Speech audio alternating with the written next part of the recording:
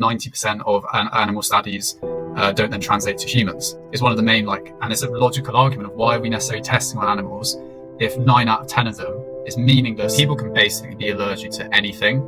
And there are ones that are more common, which are the 14 major ones, but particularly once you're outside of those major 14, it does become trickier to navigate. Recent figures imply that it's more like 5 to 6%. So it's potentially 3,000% more than the initial estimation. And there appears to be more and more people, adults, developing them later in life. To what extent each are causative in it still doesn't seem to be completely clear. So one thing, as you said, does appear to be some form of gut links. When you look at the back of a packet and it says may contain milk or something like that, that is what PAL is. I only found out a certain amount of years into my allergy, I think, that just because the product doesn't have any PAL labelling on it, it could still potentially have traces of an allergen, but they just decided not to declare it because it's voluntary. As long as it doesn't have any of the major 14 allergens, they don't need to actually expand what that is. Some nutrition content can be, well, one, just plain wrong, which I don't think helps anyone. I think it actually gives ammunition to for people who aren't fans of vegan. Welcome back to another episode of the Plant Fuel Podcast with me, your host and vegan nutritionist, Callum Weir. Have you got an allergy? Is it a struggle for you? How are you able to navigate the world with allergies? What happens if you've got more than one allergy? How about 2, 3, maybe more? The anxiety of having them? The threat it could be to your life? These are all covered in today's episode. Today I sit down with my good friend Oli Weatherall to talk all things allergies. Oli has grown up with various allergies that could be detrimental as they get worse over time. Like many, the world isn't made for you to navigate, throwing you challenges every single day. We talk allergies, we talk ingredients, we talk the power system, we get into the nitty gritty of people living with allergies. For me, who really doesn't have any allergies at all, I don't often think about others. And who does, unless you have someone close to you suffering? It's not at the forefront of your mind. However, this episode has opened my eyes to how hard it can be. How to accommodate more towards people that are within those 14 major allergens and beyond. As well as diving into allergies, we talk VLand, the magazine Oli is the editor at, and I also write for. We also take AI. Is it going to take our writing jobs? Science, animal testing, and so much more. Before we deep dive into this conversation, I want to extend my gratitude to you, our listeners, for your continued support and enthusiasm. Your appetite for knowledge fuels my mission to educate through the power of plant-based living. If you've enjoyed today's episode, please consider leaving a review or a rating on your preferred platform. Your feedback helps us reach more listeners and continue spreading the plant-powered message forward. Let's dive in. Oli, welcome. How's it going? Good. How are you doing? Yeah, not too bad, thank you. So I feel like we've got a lot to delve into today, especially when it comes to obviously allergies, allergens, and yourself a nutritionist and also an editor at VLand. But before we dive into all of that, who is Oli Weatherall? Who is Oli Weatherall? He is me. I haven't been asked that question before. I'm trying to work out how I actually answer a question like that. So as we're going to be focusing on allergies quite a lot, we'll start there. So I've had almost 3 decades worth of living with allergies, lucky me.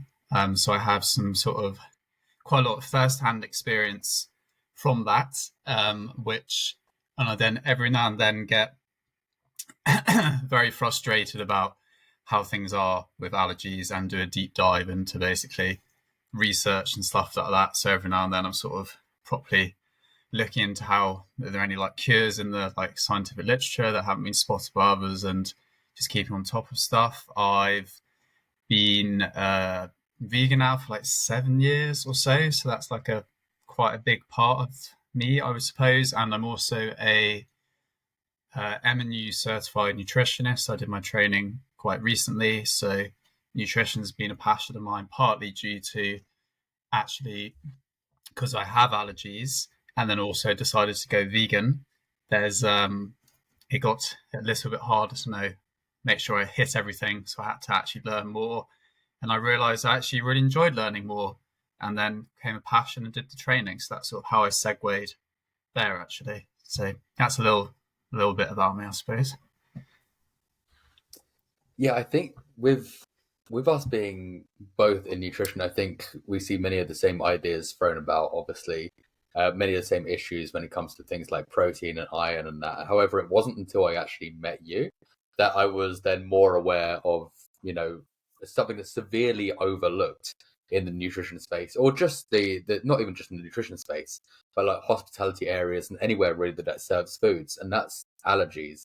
Because obviously, I hear allergies. I think you look on the back of a food packet and you like in bold, it's like milk, maybe crustaceans, things, bits and pieces like that, and you kind of forget that there is more allergens than just like the 4 or 5 that you see on a constant basis on the back of packaging. Yeah, so there's at least in the UK, I think it might be the same in Australia, not completely sure, but there's the 14 major food allergens. So you're referring to there, the things you see in bold, and then you have like the often milk and stuff like that. Anything that's part of the major 14 food allergens has to be listed in bold. So that's sort of the major ones. And I think that accounts for something around 90% of allergies are sort of covered by those 14. So it helps, it gives extra information to a lot of people. But as you mentioned, people can basically be allergic to anything. And there are ones that are more common, which are the like 14 major ones. But particularly once you're outside of those major 14, it does become trickier to navigate basically, yeah, eating and living, because then you're just unlucky you have one outside of those like major 14, and things that are trickier. Yeah, because I did type in prior to this, like obviously how many allergies there are, and obviously it came up with the 14 major food groups, and obviously anybody can be kind of like allergic to anything. It's just circumstantial, or it's that person's journey of what that. But then I typed in like how many allergies are known. It came up with like 160, which I was like, that's wild. Like because in my head I'm like, it is those kind of like 5 or 6. And I think as well, I've been very kind of, I'd say, ignorant towards allergies because you don't really think into it if you don't have it yourself.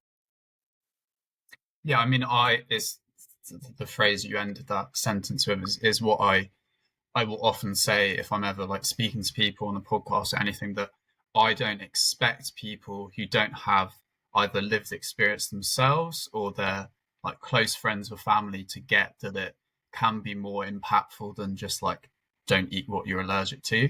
And I don't think it's sort of fair to expect people to understand that there's lots of medical conditions I probably know very minimal about, because particularly if they're a bit more rare, because I don't know anyone who's affected by them, but I'll be open to hearing people who have them speak about it. So yeah, it's just being open to, if you hear people who have struggles with things, to maybe just be open to what they're saying, and it can be much wider than what you might think on the surface, I think. Yeah, but I think for allergies, for me, I would say I'm very fortunate not to have any allergies that I know of. Oh, unless we're counting like lactose intolerance, which is an allergy. Um, Obviously don't consume milk, but apart from that, like I don't really think too much into it. But obviously that's not the case for many people, and like I've known people over time that have been like, I've got like a nut allergy or something. Especially when you're younger, I think that a lot of people do take the piss out of that sometimes as well. Especially when I was in school, I remember people like someone had a nut allergy, but like small kids that wouldn't know any better, to be fair, used to throw any kind of like nut at them, and obviously that could be like very severe later on or at that time as well. Yeah, I mean, luckily I haven't experienced anything quite like that. I mean, that's horrible. And as you were saying, it's often kids that just don't know better. Like it's not, you still can't really excuse it. But yeah, and I think a lot of it's just in partly ignorance and partly when you're younger, like child and teenager. If you're if you stand out in any way, it's a very easy way to like pick on someone. So if you have allergies, particularly when I was a bit younger, it's unfortunately worse now in the fact that more children have allergies. So it's becoming more common, which isn't a good thing. But like, I didn't really know almost anyone really with when I had my diagnosis of my peanut allergy when I was 13 or so. I didn't really know anyone who sort of had allergies, in particular like severe allergies, and I still don't really now. It's going to be very different, unfortunately, for anyone who's 13 now who maybe gets diagnosed. Like, there's a recent study come out in the UK which I think implied that 1 in 6 children now have an allergy. So like it's a lot, and also they found the figures for adults are much higher than we like thought. So the sort of common wisdom, or whatever you'd call it, was that maybe 1 to 2% of the UK adult population have allergies. And like for someone like me, that probably felt about reasonable, just I didn't know that many people with them. But recent figures imply that it's more like 5 to 6%. So it's potentially 3,000% more than the initial estimation. And there appears to be more and more people, adults, developing them later in life as like a trend. Like there's a particularly strange story that one of my friends' dads, who used to eat, I think, a pack of peanuts every night for his whole life, who's now, I don't know, like 60, whatever, something like that. And he's suddenly just developed a severe peanut allergy. And now we can't eat peanuts. And it's just absolutely bizarre. Like he used to eat them every day. And one day he's severely allergic. Like, and there does seem to be a bit of a trend of older and older people just suddenly developing allergies, particularly like in that case, the stuff they've eaten their whole life. And there's definitely an unfortunate trend in there being, it's just growing. It's just consistently the past few decades. It's just getting worse and worse, it appears, in how many people have them. Is there any reason that we kind of know of, or that the science is saying, of why this is happening? Like, is it down to like like gut microbes and stuff like that? Because with the way we eat as a population, I feel bad about lumping everybody in, but like if you take into consideration like the UK, the States, and like about Australia, these kind of like first world like countries, obviously a lot of the people aren't eating the healthiest of diets. That being said, there is quite a few that do eat healthy diets, but obviously we are affecting our like gut microbes, and I didn't know if that was, if anything, a reason why obviously these allergies are coming about, because we are playing and messing around by eating stuff that probably shouldn't be in our body in the first place. So there is one of, it does appear, I checked a few days ago because I want to try and make sure I was actually up to date on what's being said, and it seems to be the same things that have been said for probably 5 to 10 years, that the jury, it seems to still be, the jury's still out on exactly, or so there's a few like hypotheses or like things we think are contributing, but knowing which to what extent each are like causative in it still doesn't seem to be completely clear. So one thing, as you said, does appear to be some form of gut link. So there's one hypothesis that you might have even heard of called the hygiene hypothesis, which basically, as children are growing up in like a cleaner world, which has its benefits, and there's less like certain diseases due to that, but they're not necessarily being exposed to microbes and things like that, which would challenge their immune system in like a positive way. And there's some, I think, epidemiological data which implies that on average, kids which grow up on like farms in more rural areas tend to have fewer allergies. So there does appear to be something in that. There's also another thing that's slightly linked to gut, which is increased antibiotic use. So in particular, early stage antibiotic use, which I fall into. So of like antibiotics under the age of 2 has been shown to like increase your likelihood of developing allergies. And I had a really big course of antibiotics when I was under 2 because I had like something wrong with my ear or something like that. And that does appear to change the microbiome. So that's definitely an element, I would say. And there's a few other bits as well. So there's something called the theory of dual allergen exposure, which is actually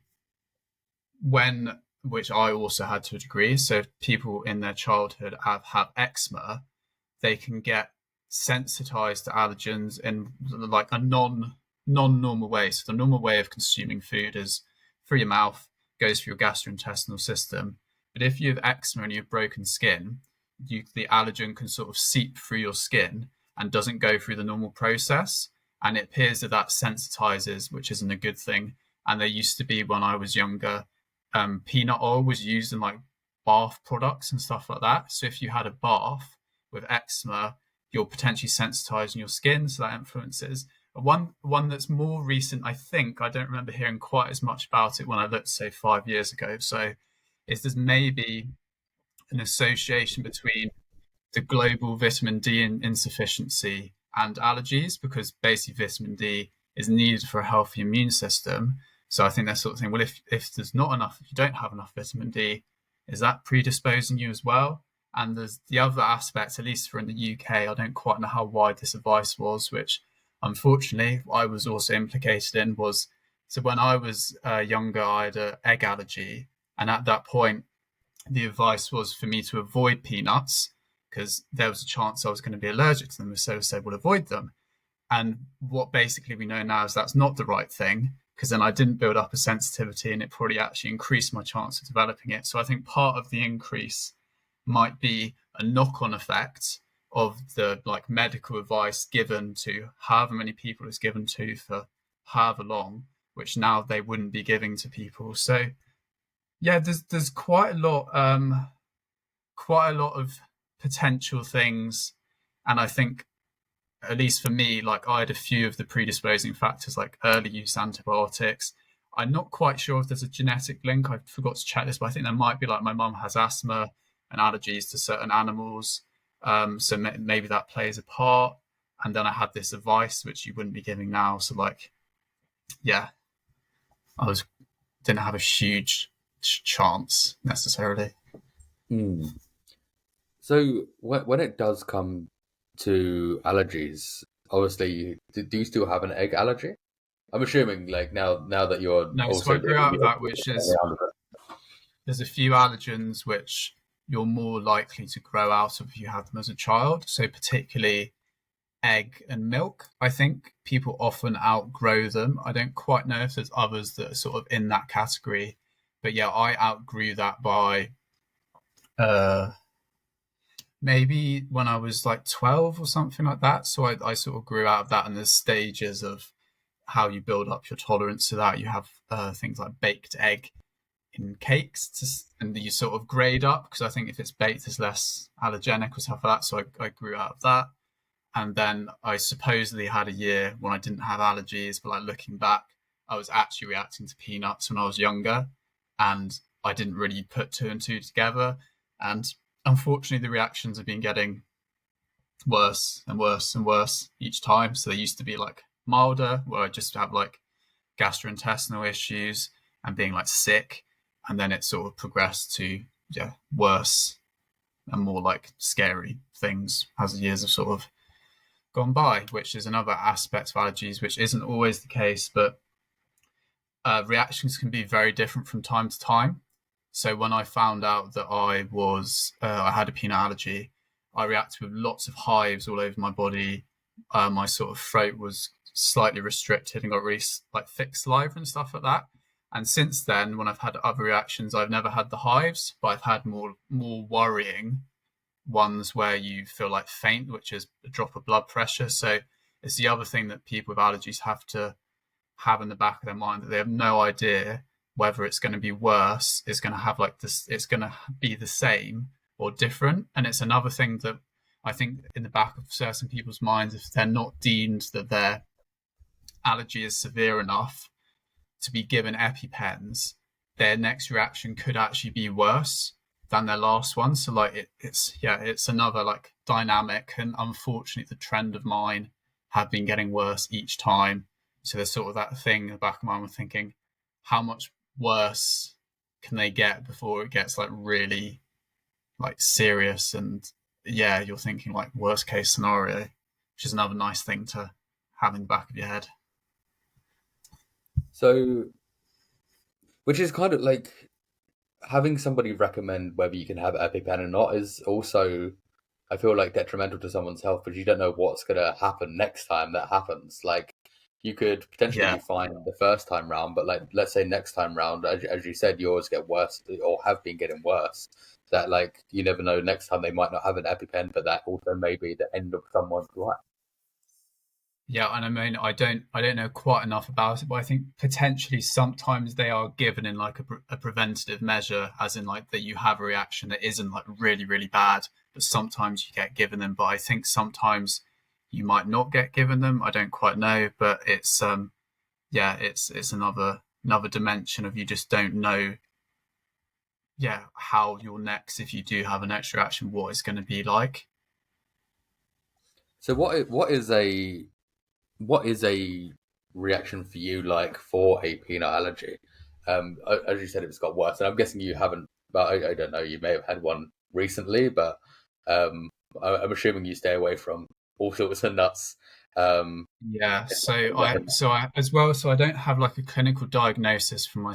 Well, I would say my sesame allergy. It appears to be harder to get the proteins tested. The peanut protein, there's a specific protein that's very easy and I think reliable to work out if you're severely allergic. But I've tried to get diagnosed for sesame, hasn't happened. But I know I react when I eat sesame. And my worst reaction was when I ate some sesame crackers, and the chances are that that was some trace peanuts. I think are quite low because I was reacting to sort of sesame, but there's sort of a differentiation between like a milder reaction, which is more maybe like a little bit tingly mouth, and basically the things where it more is like an anaphylactic reaction. So I think it's A, B, C you look out for. So A stands for airways, B is breathing, and C is circulation.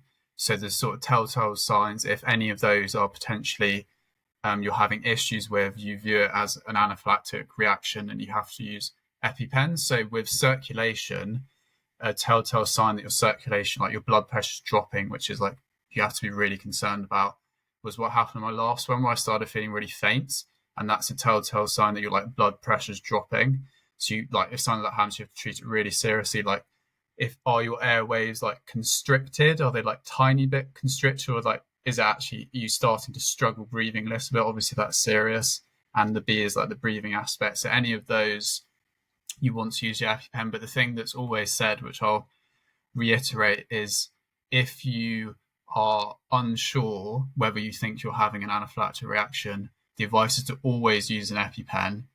And you don't think, oh, might I? You use it, you phone an ambulance, and yeah, you're always best to use it, because if you leave it too long, it's then harder to like push it back. So it's always the advice if you're unsure to use your they're called adrenaline auto injectors. EpiPen's like a brand, but people tend to know what you mean when you say EpiPen. But that's what an AAI is.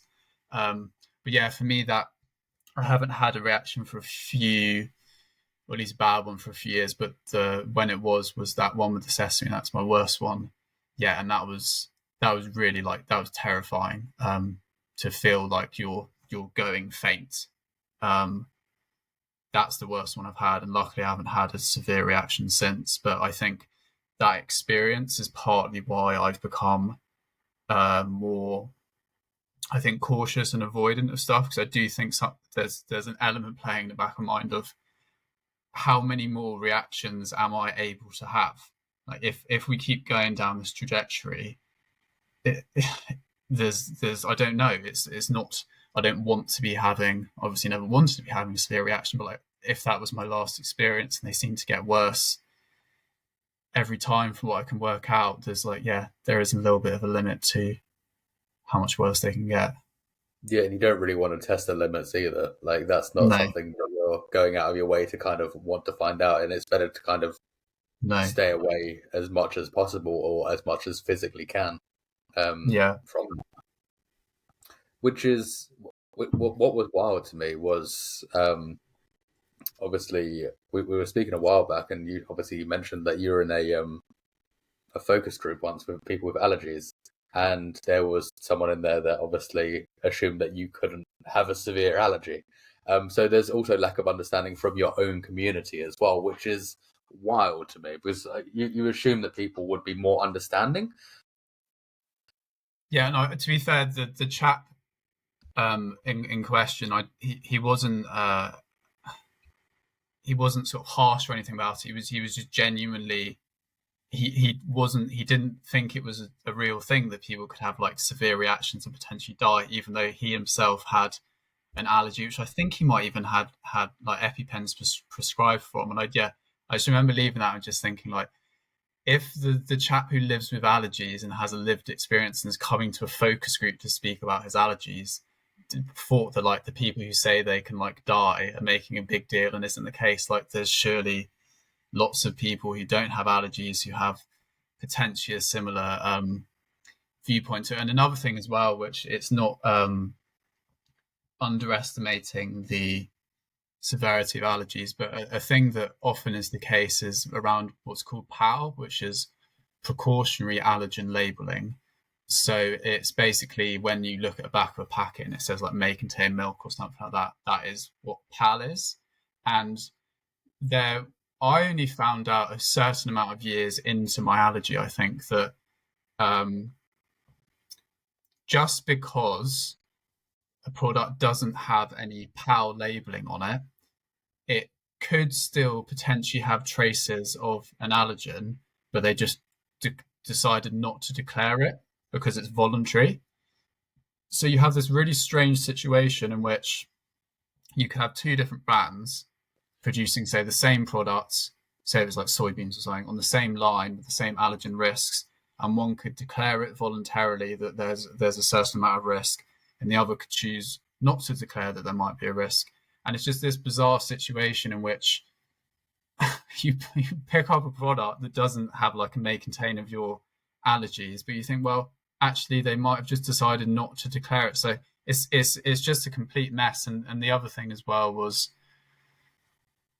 this sort of links onto the vegan topic, which luckily has been spoken about for about the past 9 months here and there in the news cycle. So there's hopefully more awareness now. But if you see a product that's labeled vegan, even if it has like the vegan like trademark, the sunflower logo on it, it can still have a trace warning of like the multiple animal products, which are, so you got milk, egg, fish, crustaceans, mollusks. So I think 5 out of the 14, there might be another one, but 5 out of the 14 are animal products. So you have this strange situation, which, well, not necessarily strange, but like situation in which a product can be vegan but could contain traces of milk, egg, or any of these other animal products.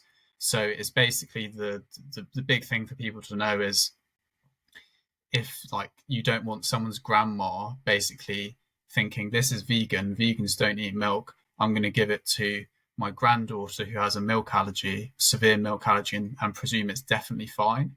So it's a sort of, and I've lived with allergies for decades and like researched this stuff, and I did an article about this strange issue for VLAND about a year ago now, and I had to do a lot of research for it to make sure I was getting the nuances correct, because it's so complicated. Like even for someone who has lived with it and understands to some degree, I had to research and check I was doing everything like right when I was doing it. So it's a really complicated issue, and of course we can't like expect people who don't have allergies to sort of understand it all. It's a weird one, but yeah, there definitely needs to be something better than the voluntary PAL which is going on now, because it doesn't really seem to protect people very well.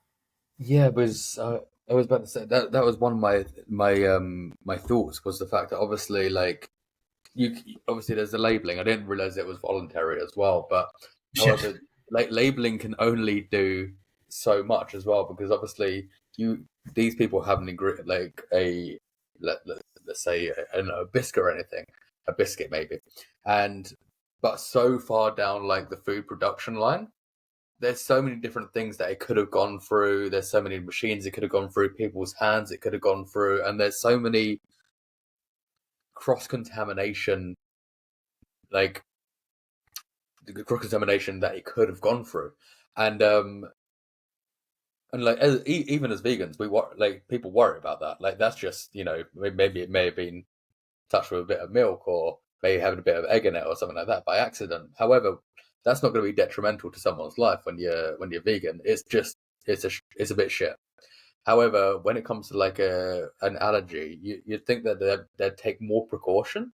Because I remember, was it 2-3 years ago now? There was that massive article about Pret. Was it Pret? I think it was Pret. It was the coffee chain in the UK anyway. And didn't declare that it had a something on the back, and I think the girl died, didn't she? Yeah, so that was Natasha. So that's, if you heard of the Natasha Allergy Research Foundation, that is Natasha's parents who have set up off the back of that an amazing foundation to try and basically cure allergies. They do great work, but basically what it highlighted was a very weird loophole, which what's called Natasha's Law was passed, I don't quite know when, a couple of years ago maybe, which closed up this weird loophole. Because I always remember this, it prevented me from doing certain things because I was aware of the loophole and how strange it was. So basically, I'll try and make sure I get it right, but there was a difference between, so there's what's called pre-packed for direct sale. So say you went into a, I don't know, supermarket chain, whatever, and you bought a pre-packed sandwich. They, like, on that have to have the ingredients listing, things in bold, etc., etc. There was a really strange, which was a loophole, I think it was the right word to use, that, so say you went into someone like Pret, where they were preparing the sandwiches on site, and then, I don't know if I'll get this completely right, but potentially what the case was, then they could then sell them, say, in like a chilled section, and not have to put all the ingredients or the ingredients in bold, because it was prepared on site rather than prepared off site and bought in. It's something along those lines. But basically, the outcome of this was that Natasha had a sesame allergy, and either the ingredients didn't have the sesame in bold where, well, it should have, but legally didn't have to, and then because it was like hidden within the baguette, and then she ate it, and then very unfortunately died while she was on the plane after she boarded, after she ate it. But the law basically closed the loop whereby you didn't have to give as good allergen information if it was prepared on site. It's that I might have got some nuances of that wrong, but that was, and it's so unfortunate it took that story to really propel allergies into the conversation, because prior to that, it was just a lot of people trying to say stuff and like no one was listening. But because Pret were involved, and I think then the airline, I might be wrong, was British Airways, to have two big companies involved in this. And then off the back of it, the amazing work that I think Nadim and Tanya, Natasha's parents, have done, turning this horrific situation into, we want to stop this happening to other people. So they passed Natasha's Law, and they're still campaigning, and they've done a big thing to raise the conversation around allergies. Because a decade or so ago, it's just cricket. It's like you look 10 years ago, there's not any media coverage really at all. Like there was just nothing. Yeah, it's just, I would say, even I've noticed more about allergies probably since that incident happened. But I think because of that incident, obviously companies have become slightly more aware of what they should be doing, and like, but it's still a shit show, because obviously, like, for instance, things like, as I said, like, there's a whole entire production line. It's like you can't physically remove everything from that production line unless you're making it yourself. And then exactly. But even with making it yourself, those ingredients that you're buying may have gone through some other kind of like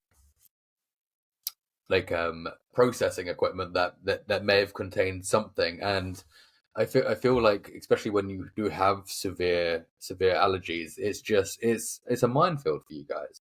And I think, especially after knowing you as well, it's very much that, like, I feel like it's hard for people, because I feel like if I had this, it would be like a constant like anxiety or worry that there may be something that's going to kind of, start me off today. Yeah, and it's why people get in such tricky like issues with their mental health. It's an aspect there's basically not good specialized mental health provision at all for allergies. Like there's just not specialized mental health support, and it's an area that I think's definitely overlooked, because it's, as you said, there is that sort of constant hum of anxiety, which then in certain situations needs to get heightened to actually enable you to deal with the situation. And we're like, humans aren't meant to be in a sort of constant state of some form of anxiety, which gets like higher normally if you're out doing certain things, putting your wrist. And like if you have that for decades, like yeah, it does just get. I was speaking to someone the other day who has allergies, and we were both just saying it'd be so nice to have like if you go like 1 or 2 days off a month where you could just like go and just do things and not have it. Like, and I remember speaking to her because she recently went to a music festival, and it's the first one she'd ever been to. And I was saying I used to go to like a fair few when I was sort of younger, and I explained to her that I enjoyed my time. Like I'm glad I did it, and like it's not the sort of thing I'll probably do anymore. But I remember sort of looking at people and how, because basically music festivals are like anarchy, pretty much. Yeah. It's people literally, it just becomes sort of back to like the wild. And I always remember just looking at people, and I'd be having a good time and stuff, but I never get to that like completely carefree, just because then there's people, someone again with someone, they've just gone to the Chinese and they just ate the noodles, and does that have peanuts in, and that person over just opened a pack of peanuts and they're in my camping site. Like there's all this just sort of stuff, and it just seems to be hard just to get that just like completely just like I'm fully relaxed and just enjoying like going to music festival and just the anarchy of it, because it's not quite the same. You have all these extra thoughts that you need to be sort of slightly aware of about as well. And one thing I will just circle back to, because I make sure if I ever get asked to speak anywhere, I always highlight this issue because it's not spoken about enough, is that as I've highlighted, there's the 14 major food allergens, and if you're outside of that, it can be a bit trickier to navigate. So there's a few terminologies which are legally allowed to be used, which I think from just a generic food transparency point for everyone shouldn't be allowed, but like particularly people with allergies and tolerances. So I think the law is if an ingredient or like combined ingredients is under 2% of like, I don't know, the weight of a product, there's certain terms that can be used. So one of the main ones is flavorings, natural flavorings, spices, and there's a few other things. And basically it can just be put on an ingredients list. And as long as it doesn't have any of the major 14 allergens, they don't need to actually expand what that is. So say if it had soy or something in the natural flavorings, they'd have to put a brackets and soy in bold after, say, natural flavorings. But what they can basically do, I feel, is legally hide whatever the hell, as long as it's like deemed safe for human consumption, whatever they want in it. And people who have intolerances or allergies outside of the major 14, you can't trust to buy these products. This is the most ridiculous situation. So I basically sort of intolerance coconut. I don't have coconut. And I know it's often in, or can often be in, like natural flavorings. So say I wanted to eat a product and I could be bothered to harass whoever I'm going to be sending an email to, if they even have like the knowledge, if they're even going to be transparent with me, that's a whole other thing. But like, say they respond and say there's no coconut. Great. Okay. I'll buy the product. Say I want the product again in 3 months. It didn't have coconut 3 months ago, but they could have added coconut. I'd have no idea, because they could put it in natural flavorings. I have no idea they've changed it. So basically, if I ever want to eat a product like that, every single time I eat it, I have to pester someone to give me the right information. And it just means that I see that terminology, I just don't buy it. I just won't buy products like that, and it massively limits. And it's a wider thing of food transparency. I think if people knew that, particularly when it's flavorings, if they had to expand what those flavorings are, I'm sure more people would put down the products. It could be like 20 things that actually think, what the hell is that? What's that? That's not even like a name of a real thing. I don't want to put that on my body. So I think it's a wider issue, but I always try and say it because it's just something that doesn't really seem to be in the conversation. Yeah, I didn't realize that was a thing where like flavorings could be anything. Because obviously you see flavorings sometimes and you just assume that it's kind of like, well, especially when it says things like natural flavorings, that it physically could be anything that's sticking in there. And the fact that they don't actually have to, let you know what's in it is that's so much worse because that's just kind of you're adding an issue to an already big issue. You've just created a bigger issue. And it's only recently that I found out like people like an alum allergy is a thing. That's a new thing to me, which are like people that are like allergic to like garlic and onion, and Yeah. that is like, the base to so many foods. And I'm like, that's the one that blows my mind. I'm like, I physically don't know how you're managing to kind of eat, because it's the base to so many different, you know, cooking equipment, like cooking sauces and stuff like that. Even if unless you're willing to do everything from scratch for like the whole of your life, that it very much that becomes an issue as well. Yeah, I mean, interestingly, I actually know of two people who I don't think either have necessarily an allergy, but like intolerant to garlic and onion to the point where it makes them like really uncomfortable gastrointestinally, so they have to avoid it. And interestingly, I saw her recently, one of them, and I did ask her. I said, "What do you guys use to like replace it?" And I think she now uses what she do for a base. So she does celery, carrots, and she says she uses, I think, the tops of chives and maybe the tops of spring onions or something she can cope with. But yeah, as you said, like onion and garlic is like every recipe you open, put some oil in, put in some on like, and yeah, it's such like a base ingredient that when it's not in there, it's the sort of thing you don't necessarily like notice it's necessarily in there, but when you take out, you go, oh, that's why it was in there. Yeah, So yeah, yeah, the fact that I know of two people and like it does potentially like people like IBS and stuff like that. It can be like onion and garlic can be like triggering foods for people. So it's sometimes things that people will cut out. yeah. It's just like I've become more aware of it because I've started to notice more people with it, and like a few years ago, I was like I didn't know it existed, and all of a sudden like alum allergy exists. I'm like, this is news to me. Also, as you said, every basic recipe has onion and garlic at the bottom of it. Even if you go to like some countries' cuisines, you go to Greek cuisine, for instance, it is very garlic and onion based. You're like, you wouldn't survive over there. Like Yeah, like it it's so make hard. yeah, eating when traveling really tricky actually because it's so like used that it's just not even thought about and people won't have necessarily able to accommodate in a way that it still tastes nice because it's yeah they're just so they're the two they're the two ones you put in first and then you get going with the rest of the recipe. Hmm. So, mentioning traveling, how does that work? Because obviously, if you go to like another country, it's easy if you go into an English speaking country that have very kind of like, let's say for instance, like you go to Australia or you go to like America, you can get that point across very easily. However, let's say you go to like somewhere that doesn't speak much English, even on the back of like ingredients, everything's in a different language, and I'm not too sure what the legal requirements for like obviously putting down allergens is in other countries. So those things may not be in bold. Yeah, so with the legal requirements, as far as I'm aware, any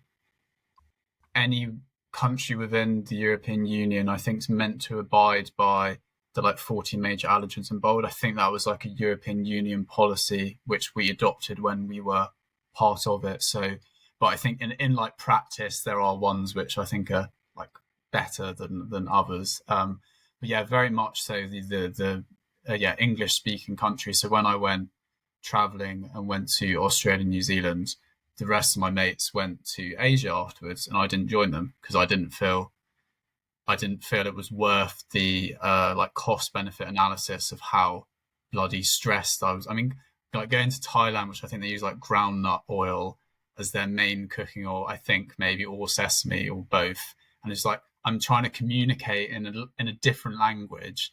like some people go and do it, and hopefully often they don't have problems. But like I've sometimes found it hard enough in my own language to communicate with people the severity of things. Like there's a particular situation where I think something got lost in translation where I was eating out, and I made it very clear that I have a peanut allergy, very severe. Don't put peanuts in it. It's not have peanuts? Oh yeah, fine, fine. And just before they like came out to serve the dish, the waitress came over and said, "Just checking, sir, would you like the peanuts on top of your dish or on the side of your dish?" And I was thinking, like really? And I mean, there's experiences like that which why I don't eat out anymore. And we've had like things like that. It's like, and the fact that happened in a language I'm comfortable communicating in, I just think I think potentially the waitress English wasn't her first language, so maybe what happened is she heard peanut and then maybe thought I want peanut. I don't know, but like I can see that happening. If I was in Thailand, I can give them the word for peanut, and they say sort of yes in their language, thinking that I want lots of peanut oil with it. Like so, it's hard from my perspective. It's hard enough in your own language communicating stuff, but I don't know, some people have a different viewpoint. It's very much people have different perceptions of risk. Mine has changed since I've had more severe reactions, and I've had multiple severe reactions. I think that maybe plays a little bit of a part. I think if you've like got diagnosed with an allergy and maybe haven't had some like really bad reactions, you're potentially a bit more like relaxed. And people just have different ways of like dealing with it. Some people just go and do everything and go to Thailand and try their luck and seem to be fine. But yeah, it's it varies on the individual basically. But the other thing I actually said about the other day, actually, when I spoke to this friend I was speaking about, that an element of travel, which so basically most people who go traveling would like to sort of integrate to some degree into local culture, go and try the places the locals go, eat the like recommended food and like what the locals eat. But if you've got allergies, that becomes much trickier because you're more sort of limited. So actually, as food and like breaking bread with different cultures is such a big part of traveling, you do potentially struggle with that. And like when I was in Australia, I ended up, when we were traveling around, just living on McDonald's because they were surprisingly good with allergies, which was strange. But so I didn't really go and sample all the Australian food much. I was just eating like McDonald's and crisps. I was like, well, that's a good way to sort of. Obviously, I didn't feel great when I'd come back after eating McDonald's and crisps for quite a lot of my trip. So that's an element that's maybe not always thought about quite so much, actually. And you wouldn't if you don't have allergies. But it's so much is around food. This is the thing, like you often go out for a meal, and that's how you like socialize with people and stuff like that. And as if you like go out for a day, there needs to be much more planning. I try and like sometimes eat lots before I go and see like how far I can push, not having to eat when I'm out, and everything basically in the end revolves around food. So it does add that dimension to stuff. Yeah, what I was about to say, like eating out, that must be hard. And what does it take for you to feel comfortable in a restaurant, really? Because like with so many different food options, and you don't know whether the chef's well trained in allergens or whether they're washing their dishes properly, and things like that. What does it take to actually feel comfortable in a restaurant? Yeah, I mean, it's interesting. I spoke to someone who's doing an article about allergies the other day, and they asked me the same question. And it's actually just, I haven't done it for years. It's just so foreign a concept to me that at the moment I just can't, at least at the moment, I can't envision myself doing it. I mean, there were stages where I did do it. I mean, there are ways which you can be made to feel much more confident if you like speak to whoever you're speaking to. You can you tell they like get it. A big thing I always liked as well, which I sometimes got and like often didn't, was could I sometimes have like a really quick word with like the chef or like a head chef or something who's like actually run. I mean, obviously the kitchen's a busy environment and it's not necessarily some head chefs to do, but like occasionally when I was allowed to do that, normally when it was a quieter time at the restaurant, they're more amenable, which makes more sense. But like that really helped. Like when I like actually a few times spoke to the head chef, and like I could tell they get it. Like when you have allergies, you tell when someone's gay. You've got like a sort of sixth sense of whether someone's just like saying words or they actually like understand it. And there's been lots of places I go in and quite quickly like, I'm leaving. This is not like, they don't get it. I'm not staying here. So yeah, like a mixture of like the staff being well trained, good like big thing is communication, like between the kitchen and the waitresses. Like it's all about sort of communication. You can normally tell if they're going to get it. But like a really great thing that happened to me, which is pretty rare, and I don't think you can expect many places to do. But like when I used to eat at Wagamama, they would often have like assign me someone who would cook my stuff in separate utensils and stuff like that, and that like was amazing and made me feel much more safe. But yeah, it's a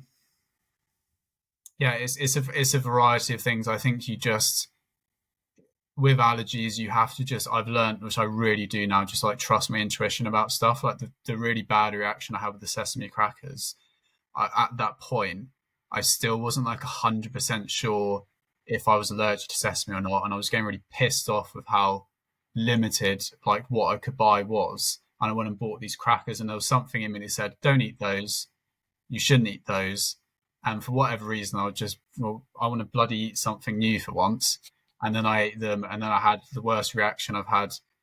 And my big learning from that is just, even if you're not quite sure why, if something feels off, you leave. You don't eat it. You don't go in there like, and it almost always is correct for whatever reason, and just have to trust that it does a better job than my conscious mind of knowing if something's a bit off. Yeah. Yeah, I would say it's very much like, I feel like you're also restricted. So then, obviously, trying new things is also, it's harder to do, and obviously you being vegan as well, you kind of narrowed down your options, like Yeah. very much so. But how does that work? Like, is it very much kind of like the same kind of like meals that you know are safe that you're cooking yourself?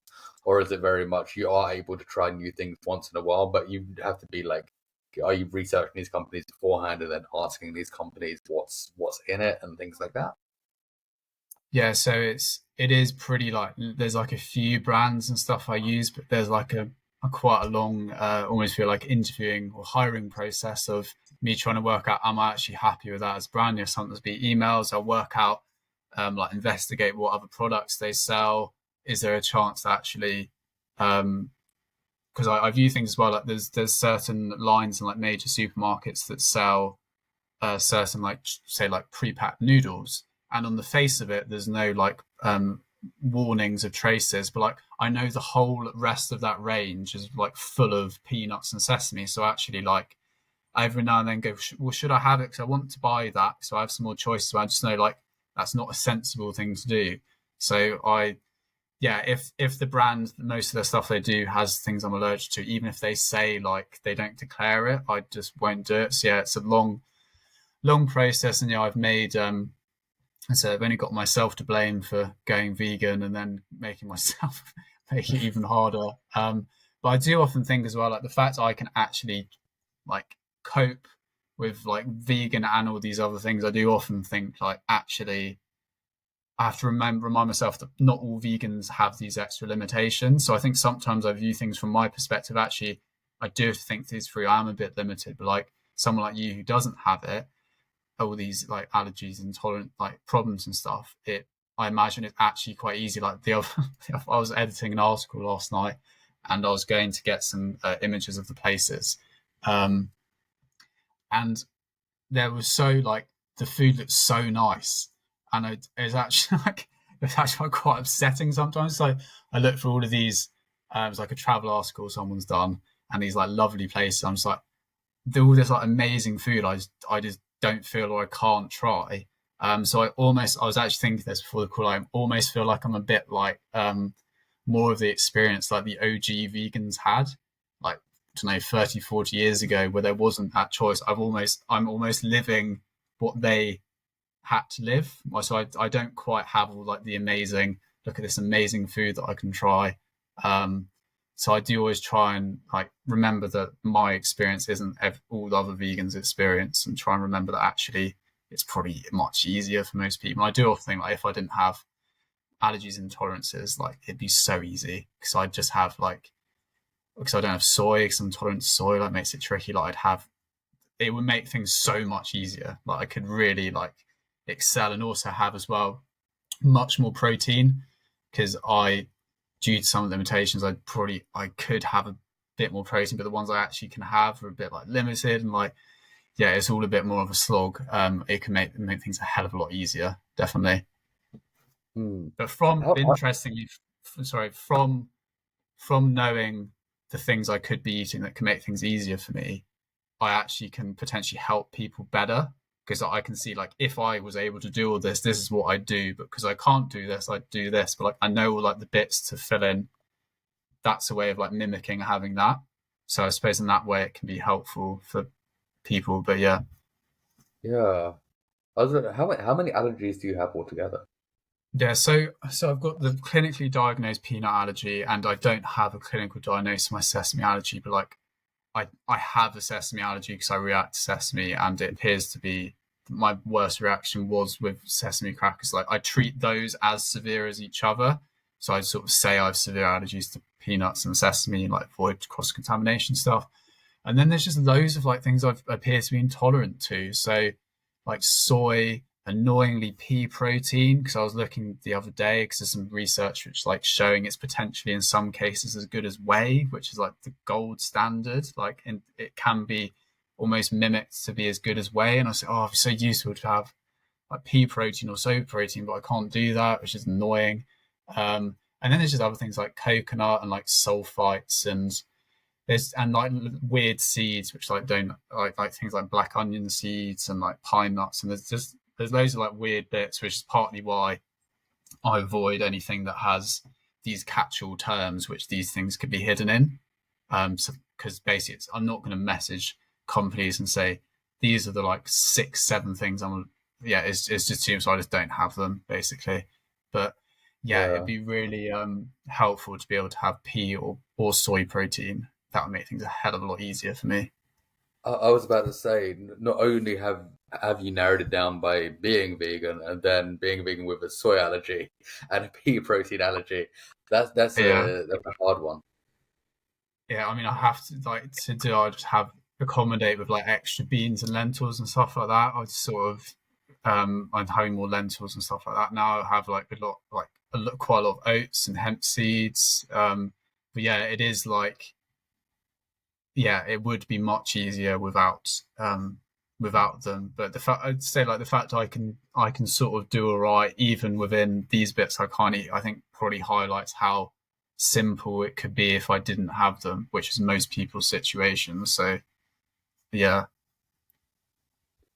I think as well, like in a perfect world, if you could obviously create, like, especially for like restaurants and businesses and things like that, in a perfect world, what is it that'd be able to do that would be able to obviously accommodate you as much as possible, apart from like obviously labeling everything, but making you feel safe when consuming food or going to a restaurant and things like that? It's one of those things that you must have thought about quite a lot, I guess. Yeah, so there's like a few brands which do use, say, like free from certain allergens. Like some will say free from all major 14 allergens, which is always a very nice thing to hear. And if you see that on products, it's pretty rare because it's bloody hard to do. But like the peace of mind that gives someone like me, just knowing like they've really thought this through, because there's a difference between not saying traces, because power is voluntary, is that if you're actually then making the statement of this is free from, it's actually a different, more like positive statement. So any brands which are able to do proper free from statements, which is pretty rare, I use, and I'm a very loyal customer. So if there were more brands that were able to go out of their way and do it, and I think people with allergy, we just have to pay a bit of a premium for that peace of mind, because there's allergen testing and stuff that they have to do to be able to ensure that. But yeah, it's, I think, a cost that I prefer to pay a bit more and just have that peace of mind. Like there's certain brands I know are fine, and I just stick to them. And just when I'm then eating that brand, I don't tend to have that like anxiety when I'm eating. So it's a trade off. But yeah, like the restaurant stuff is a very different thing.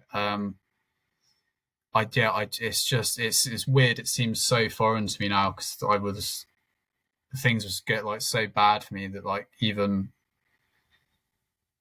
yeah, it's once again transparency. If there could be, get rid of these ridiculous terms like natural flavorings and stuff, that makes like just genetic buying products and then eating out easier. But it's training, communication, and basically making sure the communication. So the like if there's like an allergen matrix, for example, which is like a booklet of all the like food products that contains the allergies involved and stuff. How much is that updated? How quickly is that updated? Like there are some businesses which are, or at least looking into more like real time updated information, because what can happen is you can have like a guest chef in a day, or like there's a special for a day, and like the lag time to get that written out in the booklet isn't realistic. So to have more like real time updates, so there's less of a chance of the information presented to the consumer is actually not fully accurate. So that would help people, and the systems that are being built around that, I think that could really, really help stuff. And yeah, just the more transparency, the better throughout the whole supply chains. But it's so hard, this thing, like I get how hard it is for a brand to make that free from claim, because there was a period where I was like, well, I'm going to set up my own brand and it'll be free from all the 14 and vegan. And I looked into how hard that is to do, and like I would have the pretty constant thoughts of, even though we've done everything we possibly can, like can you ever like completely 100% guarantee something's free from, down all the supply chain, down like it's so hard. So like I get it's not an easy fix, and it's probably an absolute nightmare for like restaurants having to cope with people with allergies. Like I wouldn't want to run a restaurant because it's so hard to make good claims to people with allergies and not. Yeah, it's just a tricky situation for everyone who's involved. There's not like this. The thing, there's not. It's very frustrating for everyone involved, but there's just not that like easy solution or simple solution necessarily. Yeah, but I was actually reading reading part of a book at the moment about allergies by, do you know Heather Landex? Yeah, well, I know of Heather. Yeah. Yeah, she's got a book on like inclusivity and like obviously allergies, because I know herself has many allergies, and it's one of those things Yeah. where she's trying to make a change as well within, but and she's going around restaurants and trying to obviously educate them, but it's so hard when there is so many different people, so many different backgrounds, so many different understandings, how restaurants are run, how clean they can become, and obviously you want to make it as inclusive as possible to everyone. However, it's hard, and I think that I don't know if you could ever really have a perfect system, I guess. Yeah, this thing I don't think you can. You do like strive to be as best, like as close to perfect as possible. And another thing I just thought as well, like things that could help is if you have waiting staff who come in quite like short notice and not for a long period, if they're not trained the same, this is the thing, the lowest common denominator is where things fall apart. So say like you have all the chefs trained, you've got a great system, the longer like term waiters are trained well, but you have to have some like temp work in because it's summer and it's busy, and you have these people, I don't know, come in, you're not able to train them in time. I think that's an area where as soon as there's a few people that don't have the same understanding, that potentially breaks down the effectiveness of the whole chain. So it's having like everything elevated to as like minimum level, which becomes tricky if you've got just like people who have like come like working for a few weeks during college to just serve some stuff in like restaurant. Like things like that are tricky. It's a lot of it, yeah, I think training, communication, and transparency are like the main, I think, main areas, and there needs to be more. There needs to be more training, I think. No, absolutely. Is there a few brands that you love in general that you can eat for obviously people that may have allergies in the UK that obviously are looking for various brands that may be able to accommodate them? Yeah, so Dove's Farm are really good. So they do lots of flowers and like speciality flowers, like loads of strange, like I don't know, like teff and all these like ancient grains, which if you're gluten free, you can then use. And then they do loads. So their main thing is sort of flour, but they do sort of like breakfast cereals and like things you bake with and like biscuits and stuff like that. They really do. They often like do proper allergen testing on like batch test stuff. So like they have a really high level of stuff. So they're a great brand. Um, Green Origins, as far as I'm aware, is they used to refer to themselves as like allergen free, as in they were free from all the 14 major allergens. And I think that's potentially still the case, but like the messaging is it's not quite as prominent, the messaging anymore. So I'm not 100% sure, but I use their products and have done for years, and it means I can have like hemp seeds and chia seeds and like lots of other bits which can be trickier to buy because they normally have like cross contamination issues. So Green Origin's good, Dove's Farm's good. Good, once again, not completely sure where they're standing about stuff. Good Hemp is a brand which, as you probably think, mainly do hemp, but they do like hemp protein and hemp milk and stuff like that. And my understanding was I don't use many allergens, but then they had like a peanut bar for a bit, and then they said it was on a different premises, and like all got a bit confusing. So I don't quite know where we stand with stuff like that. But those are some free which I've used for a while, and I think I'm pretty sort of happy using their products. But there's another one actually, so Creative Nature, which is, I think, free from all 14 major allergens, and I think also potentially vegan. And there's another one called Gosh, which I think is the same. I think it's free from all major 14 allergens and vegan. So there are some that are definitely more allergy friendly, and hopefully there's more that push that way. But the thing is, it's an expensive thing to do. They have to see that's working, and I think Cheeky Nibble are quite good allergen wise, which are sort of granola bite things. Yeah, there's a, there's like a few.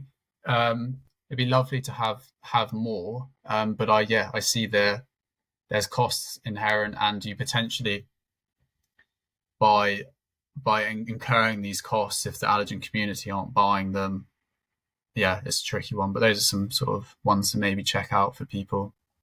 I actually came across a vegan camp out Australia last year. I met on the bus Sarah and camped with her a lot, and she was intolerant and had a lot of allergies to a lot of things, and started up her own food company here in Australia, which is a food delivery service where she delivers all around Melbourne, I think it is, a different menu every week with some different foods, but obviously taking into account everybody's allergens as well. So I think each one of those is free from all 14 allergens, Well, that's which is yeah, amazing. And yeah, yeah, she's got a little kitchen, got like a chef to come and do it, and then obviously delivers to obviously the intolerant vegans. I think that's how she actually brands herself as well. Is I was going to say like that'd be a great brand name. Yeah, yeah, yeah, and I just thought that was absolutely fascinating, because she's taken into account literally as many as possible allergens that you yeah, can, and creating a brand new menu every week or multiple foods each week to then deliver to those people. yeah. I mean, that's hats off to her. That's very impressive to do that. Yeah, I think it came from her having a lot of allergens herself and being in a very similar Yeah, situation where it was hard to navigate and eat because there's so many different things as well as being vegan as well. It does restrict you as far as that comes into terms. But so obviously for some of the listeners here as well. Obviously, I think a few of you know I write for VLAND, and obviously, which is a great, vegan magazine and resource, and grateful to work for as well. But also, you are basically quote unquote my boss for VLAND.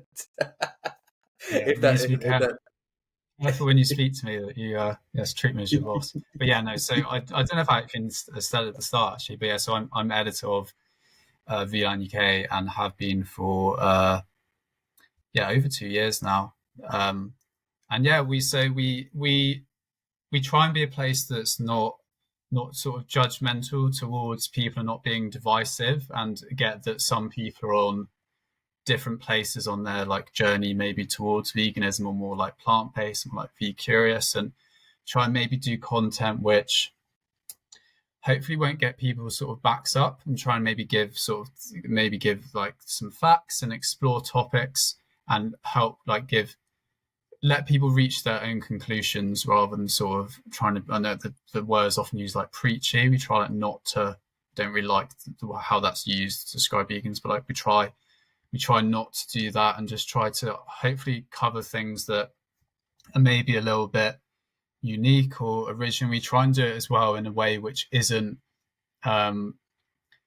basically the sort of content where you have the it's just confirming the confirmation bias of I'm a vegan and I'm brilliant because I'm a vegan and I don't need to worry about it, particularly with nutrition stuff as well. I think some nutrition content can be, well, one, just plain wrong, which I don't think helps anyone. I think it actually gives ammunition to for people who aren't fans of vegans to say they live in this land of which isn't actually like based on the scientific evidence of, because a point I've made in a recent article is that veganism is highlighting what you exclude, not include in your diet. So you could have two people who are vegan, and one could be very healthy, know their stuff, be eating well, and one could just be eating like living off like ultra processed food, and that's not a healthy way to live. So like quite a lot of the people in the movement won't necessarily say people should be eating vegan. They'll be saying you should try and be eating like maybe a predominantly whole food plant-based diet, and that is where the sort of benefits are. So the big thing, as I'm an MNU-certified nutritionist, I'm really careful with the content we put out, and we're not like repost. There's some stuff I've seen, like I remember there's this doctor who there's like a viral video went around like years ago, and he was comparing, was it drinking milk for nutrients to like smoking cigarettes for air? And you think like hyperbolic statements like that it's just not helpful. Like it gives people ammunition. These stupid like vegans just make up this utter rubbish. And I think it can the boundaries between we don't want to have milk from a moral perspective can cloud. Let's realistically look at, can we make statements like that about milk, comparing it to smoking cigarettes? Probably that's not a reasonable thing to be doing.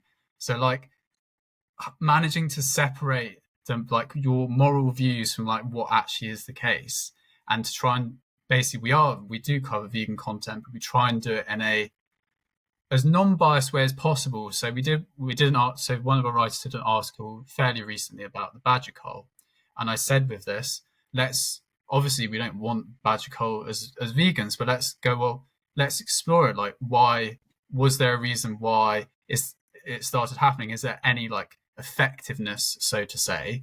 And she interviewed someone who knows their stuff, and it was more of an exploration of the badger coal rather than just saying let's not cull badgers because we're vegan, because I don't think that really like provides value for people.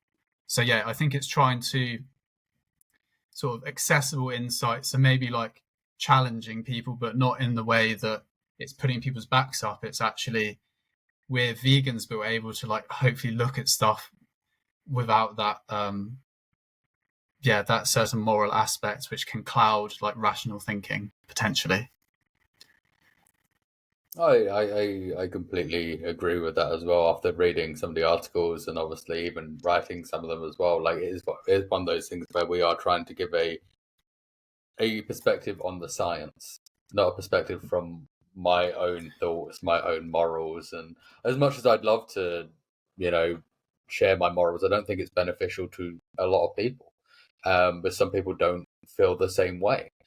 So coming at it with a perspective that this is the science here, or this is an explanation of why this is happening, is more beneficial to some people because it may allow people to sit and just think on it, instead of get that back up because this is a vegan article, this is going to be from a moral stance. Like we have these a way of just kind of conveying a message that is scientific or explanatory in a way that is not going to throw people off. Very much so. And also it's the sort of resource I would have wanted to have access to when I was in my V-curious stage of I'm exploring this as a option.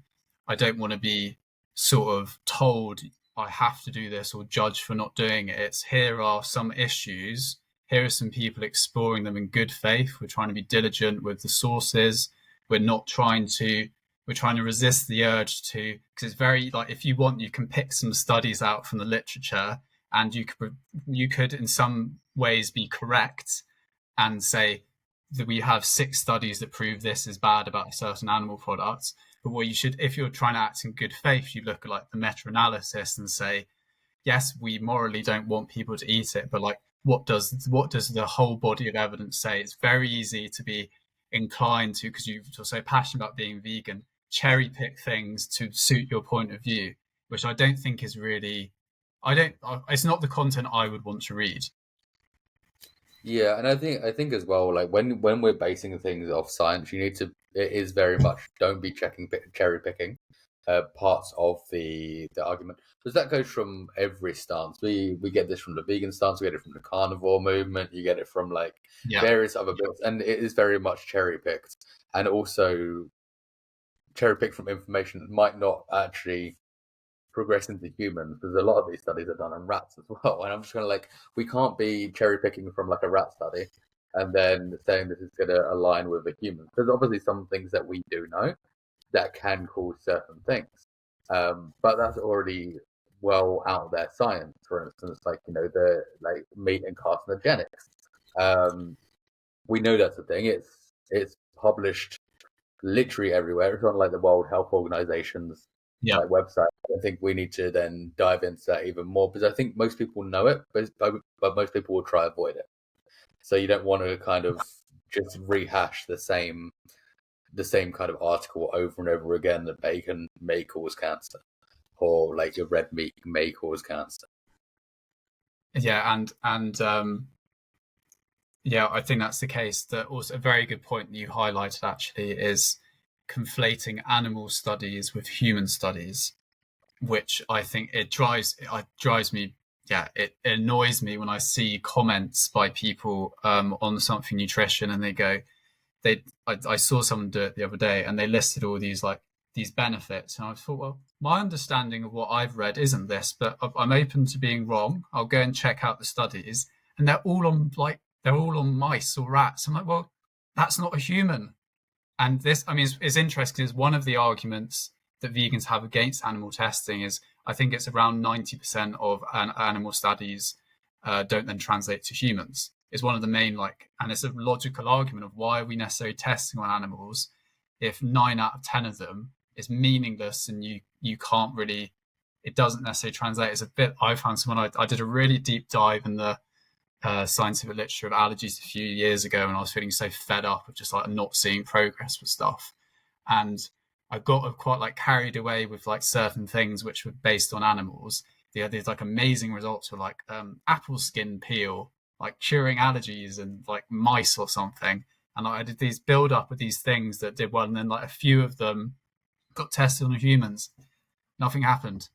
And I'm now very careful about reading any animal research, especially around allergies, because it makes me feel optimistic for no reason sometimes, in terms of benefits for not optimistic because great they're testing on animals, but is that going to translate to something else? But yeah, I think it's really a thing that people need to be careful of. If you see someone posting studies and quoting stuff, try find like go on was it on PubMed, try find the study, and you should be able to see quite quickly, I think, methods or results, even like an abstract of, is it on humans, is it on like mice or rats. If it's on mice or rats, just ignore it, pretty much, is my understanding now. Like, don't use it to support arguments, because you're actually misleading people, really, because the chances that it applies to like humans are 1 in 10 maybe. So yeah. Yeah, and it is one of those things. Like I had somebody try quote me a study about soy the other day, and I was open to that study about soy. However, I already knew they were wrong, like prior. However, when they sent me the study, I was like, it was done on catfish. Like it was done on a. That's not a Even human. I less was like, relevant than even less relevant than mice than exactly. It was a Japanese study on soy, and they used catfish in this, and I was like, and that was to do with soy making you grow man boobs and turning you into a girl. And yes, it changed fishes. It changed a fish basically. And I was like, that doesn't correlate to humans. Like, no. and if you read that study properly, you wouldn't have sent it to me either. Like, it's yeah. And to be fair, I do understand that people are trying to find studies, but also people need to learn how to read studies as well. Because it's one of those things where like a lot of people don't know; they just see kind of a conclusion and then send it our way. And I'm like, there's a bit more to it than that. I think also as well the media in general don't necessarily do a good job of, if something is on animals, making that clear, particularly in like the titles. You have these like headlines going around of so and so, and then like, oh god, that's not what I believe was said. And then it's like animal studies. And like the other thing as well, which I think is, I only really like got my head around like a few years ago, is the difference between relative risk and absolute risk. So most sort of study findings are done in relative risk, which is completely different to absolute risk. So sometimes when you see something is, I don't know, 80% lower chance of heart disease or something, that's normally relative risk rather than absolute risk, which is just completely different on what that means on a population basis. And if anyone doesn't know the difference between the two of those things, go and search what the difference is and look at papers, and normally say RR or AR, I think. And I assume by default, unless it says absolute risk, it's relative risk. So that's the thing that I think would help a lot of people be able to like read things in the media with a bit more of a critical eye. And like with the VLAN stuff as well, like there's sometimes studies that come out and they get posted really quickly, but I like to be able to read the studies and check them before, because I like being able to do a bit more of a few days to think about it and see, should we even be sharing that study and what are the limitations and stuff. Like there was a recent one, like big meta-analysis of plant-based diets and certain things, and the Independent interestingly did a good job of it. I went and read their like small article on it before I like properly dived in, and they very clearly said the limitations of the study, that there are associations, the data is not heterogeneous, however you say that. And I thought, okay, well, it's just sort of an associated meta-analysis, could be help a bit to highlight where things are going, but it's then reported as not necessarily the associations and things. And I don't think it helps. I don't think it helps the vegan or plant-based movement to like latch onto these things and give them, not highlight that there are limitations in them. I don't think it's helpful. I think some people view it as it's a way to say, well, yeah, like vegan is amazing, plant-based is amazing, but if you're not giving like the accurate representation, I don't think in the long run it's helpful for people. Yeah, no, absolutely. I think the media do play a huge role in kind of stirring up clickbaity articles as such, to kind of fire up one side of an argument, whether that be like towards vegans, towards like carnivores, towards everyone and anyone, just to kind of cause a reaction. Because the next week they'll publish another article that's in favor of the same, in favor of the thing that was like the opposition like the week before. And I feel like, I think we know as well, like in the last few years as such, that people have become more untrustworthy of mainstream media. Is slowly deteriorating and people aren't trusting it as much, which, to be fair, is their own fault. They've kind of been playing around with things, playing with fire too much, and it's kind of backfired on them. And that's why it's one of those things where you're trying to give the relevant information without like pushing a certain agenda. And that's why, like, obviously, as you said, stating the study and obviously, speaking through it as much as physically possible that is always a beneficial line for those people. Whereas somebody will go on Piers Morgan, for instance, and shout a load of stuff, and like, because he's got such a big platform, it's going to do well, but it is clickbaity articles. Yeah, and I mean it's interesting. So I know there's like a decline, like a drop in mainstream media trust, and I do feel there's going to be more and more people looking for whether it's an individual or like a company or publication, places where they feel they can go and just put their guard down a bit and feel that the people in charge of the content are acting in good faith and trying to do things diligently and like really thinking about their readers. And so there's certain like podcasts I listen to and certain publications that they're like my go-to. I have trust in either the author of the publication that I can just read it and like a good job's been done, and I can just not have to have my guard up of has this been done properly. And I think more and more people are searching for that. Is what I'm hopefully we're trying to do to some degree to people who are looking for that. We hopefully can help to do our best to provide content which helps fill that gap. And as there's going to be more and more AI, just like articles that are just the same and like that's not necessarily been reviewed by a subject matter expert. Because I played around with some of the chat GPT stuff, particularly earlier on, and asked it questions about nutrition that I know quite a lot about. And actually, if you have a good baseline, it's not a good answer. It's the thing with it is not, it doesn't do what someone like a person acting in good faith does. It doesn't necessarily preface how certain they are about certain points. So if I'm not as clear on a topic or things are a bit nuanced, I will declare that before I make the statement. But AI won't necessarily do that. So it could be one thing that's 100% sure and one thing that is unclear and it won't say that. And like, I really think people can, if you don't know much about the area, you can do like an AI article and think you're doing a good job and like fooling people and people won't know. But like people that actually have like a good amount of knowledge in the area, they can just see through that's done by that. So I think there's going to be a push towards people want more like content made by humans, which hopefully have an idea about what they're speaking about from experience or like knowledge. And I don't know, I'd hoped we could do like a little part in helping to help that need, cure that itch. Yeah, I think especially as you just mentioned as well, the rise in AI, that is just taking every different piece of information from different parts of Google and combining it and hoping for a very accurate, accurate answer, or you're hoping for an accurate answer. However, I did come across I have to send it to you later. It was a guy playing around with AI, the new Google one, and asked it various questions. AI overview. Yeah. Yeah. And I think, they asked it like, obviously, how many rocks should I be eating a day? And it's like, 1 rock per day is, and I feel like it's taking most of it.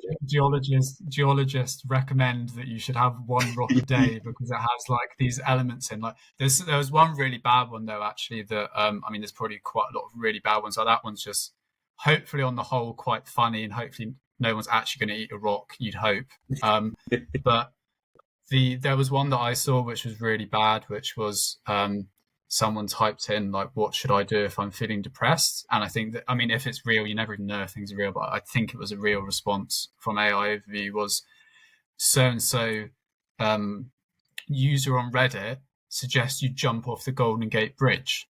And you just like, I saw, yeah. And it's like, that's obviously beyond it being anywhere near a funny thing. Like if someone's in that state where they're potentially suicidal and they come across, like, who knows? That could be the thing that actually sends someone over the edge. Like, that's where it becomes actually from a slightly like the rock thing, which most people hopefully shouldn't be dangerous to. But like when it gets to stuff like that, it's really worrying. Like, it honestly is very worrying that that's happening. Yeah, and I think I think like with that kind of information where it's compiling it from as well, and it is definitely coming from Reddit. Some of these things where it's looking, there's a lot Yeah, of the time when you ask the first search that comes up is a Reddit search, and I'm like, that's yeah. just Some random misinformation. bloke. Like, we're gonna prioritize what some random bloke on Reddit has said, maybe as a joke, and not give the like. I mean, it's just it's just ridiculous, Mm. really. Actually, Yeah, so at least we know with VLAN we're safe and we're not going to be using AI for our for our articles. yeah, yeah. We won't be telling you to eat rocks. That's true. However, so I am going to wrap this up in a second. However, so we normally have a closing tradition on this podcast of obviously when you're feeling a bit tired and you're starving, like, and you need something quick and simple to eat. What is that thing? However, in this case, it's a bit it's a bit harder for a bit harder. So just going to change the question around slightly and do you have a go-to meal for yourself? I mean, one of my easiest low effort meals, which I have every day, is my big bowl of oats with my quite a lot of hemp seeds and raisins and oat milk, and that's my go-to pretty much every day because it's just so easy and like filling and good for you, and got your beta glucans and all that sort of stuff going on, and you got some like ALA and the hemp seeds, and yeah, that's probably my go-to. As interesting as that sounds, but I'm sort of happy to have it every day. So just go to that. Amazing. And where can we find you? So I'm sort of, I don't know, fairly active on LinkedIn, I suppose. So Oli Weatherall, I mean, I'll spell it for people listening. So OLI WEATHERALL on LinkedIn. You can sort of follow me or connect or whatever with me if you want to. Sort of post about a bit about nutrition, a bit about allergies, a bit about veganism. It's my sort of three things. And then I have a Instagram, which I sort of use here and there and hope to sort of use a bit more, which is nutrition with Oli. And yeah, if you want to check out VLAN, some of the articles, you can find us on LinkedIn, you can find us on Instagram, just VLand UK, and the website is v-landuk.com if you want to go directly to the website. Amazing. Thank you for being here. Great, thanks for having me on. It's nice to chat.